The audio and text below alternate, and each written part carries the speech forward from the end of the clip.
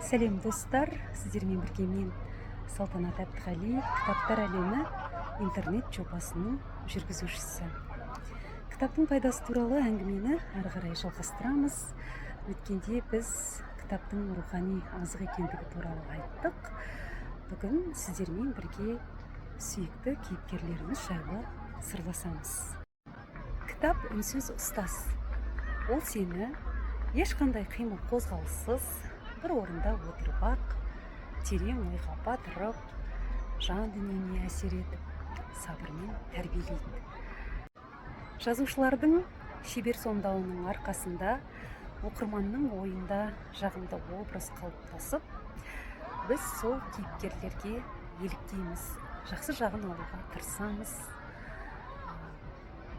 жағымсыз жақтарынан жиренеміз. Әркімнің өзі ұнататын кейіпкерлері бар.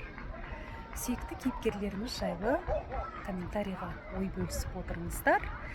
Ерекше пікір жазған оқырманға кітап сыйлаймыз. Ал мен сіздерге бейтаныс емес, бәріміз мектепте оқыған белгілі шығармалардағы кейіпкерлерге қысқаша тоқталып өтейін. Мысалы, Спандияр Көбеевтің Қалымал романындағы Қожаш. Жан-жағына жақсылық жасауды ұнататын, кісілік қасиетімен танылған кейіпкер. Ұлпан романы Ғабит Мүсіреповтің. Ұлпан нәзік жанды болса да, ақылды, қазақ қыздарының ел билеусіне араласатындығын дәлелдеген кейіпкер. Мақсатынан ауытқымайтын халық жанашыры. Тағы бізде қандай жағымды кейіпкерлер бар еді?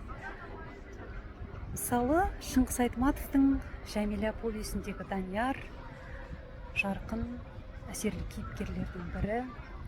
Оның жағымды бейнесін ашатын негізгі қасиеттерінің бірі Жәмилаға деген махаббатының адалдығы, шынайы, пәк, таза сезімдерге негізделген.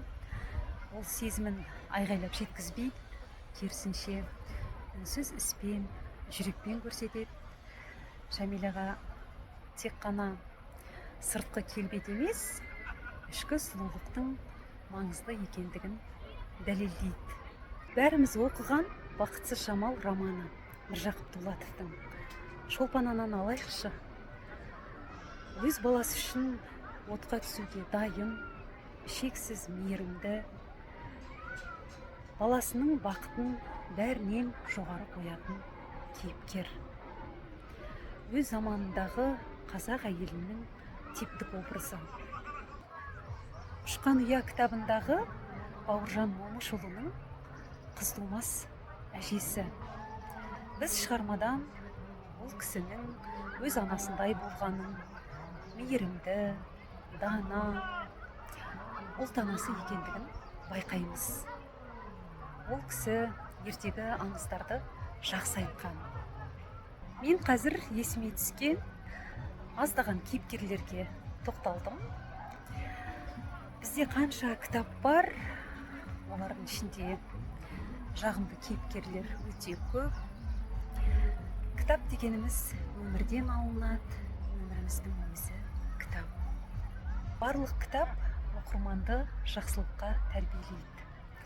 Сондықтан кейіпкерлеріміздің көркем мінез құлқы, ізгі амалдары, шешімдері бізді алға жетелей берсін.